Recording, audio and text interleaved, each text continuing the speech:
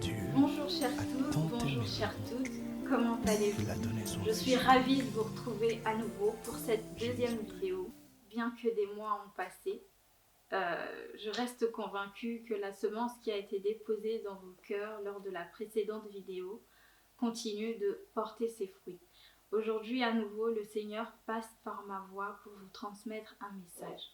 Dans la continuité de la première vidéo, nous allons parler des différents types de prières et nous baser essentiellement aujourd'hui sur la prière de louange. Le dictionnaire définit la louange principalement comme étant le fait de rendre hommage à quelqu'un ou à quelque chose de divin ou d'humain. Et cela peut se manifester par des paroles, par des chants, par des danses ou encore par des offrandes. Je vais vous emmener avec moi en Afrique de l'Ouest pour ceux qui connaissent et nous allons parler des griots. Les griots, ce sont des personnes qui disent des louanges des autres.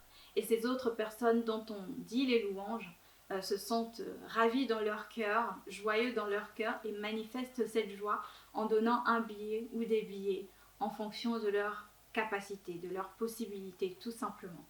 Les parents se retrouveront dans mon deuxième exemple qui va parler d'un enfant qui vient vous voir et qui vous dit « Waouh, maman, t'es belle! Waouh, papa, tu es beau! Waouh, tu es gentil! Waouh! Ah, tu sens bon aujourd'hui, qu'est-ce que t'es bien habillé !» Quand vous entendez ça, ça ravit votre cœur. Vous êtes en joie, même si c'est vrai qu'à force, vous dites « Tu veux quoi? Qu'est-ce que tu veux ?» Mais même ce « tu veux quoi », ce n'est pas « tu veux quoi, je suis fâchée, tu me saoules ». Non, mais c'est un « tu veux quoi » bienveillant, c'est un « tu veux quoi » cet enfant me flatte. Oui, la louange, c'est flatter.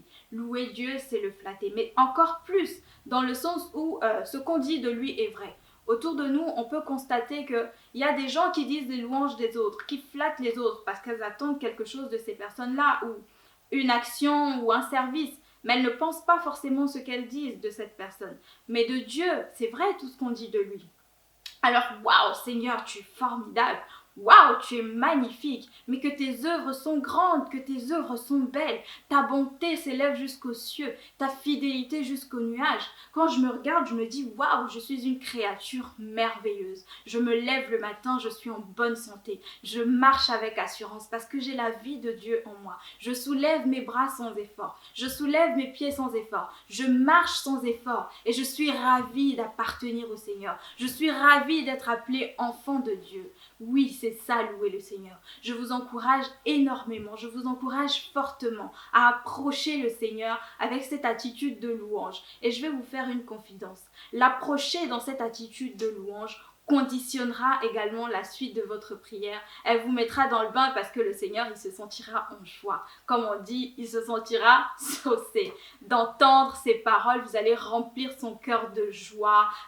Vous allez faire, je sais pas, gémir son cœur d'allégresse. Il sera content, il va se dire, mais cet enfant, il a tout compris encore. Et n'oubliez pas, Dieu, il n'est pas que notre Père, mais il est aussi notre ami. Il est aussi celui-là à qui nous devons toute notre vie. Il y a un grand homme qui a dit que l'oreille la plus dure qui soit arrive à capter la louange la plus petite qu'elle soit. Alors a fortiori notre Dieu, dont les oreilles ne sont pas trop dures pour entendre. Ne mérite-t-il pas qu'on l'approche avec des paroles sincères, des paroles remplies de joie, des paroles dignes de ce nom?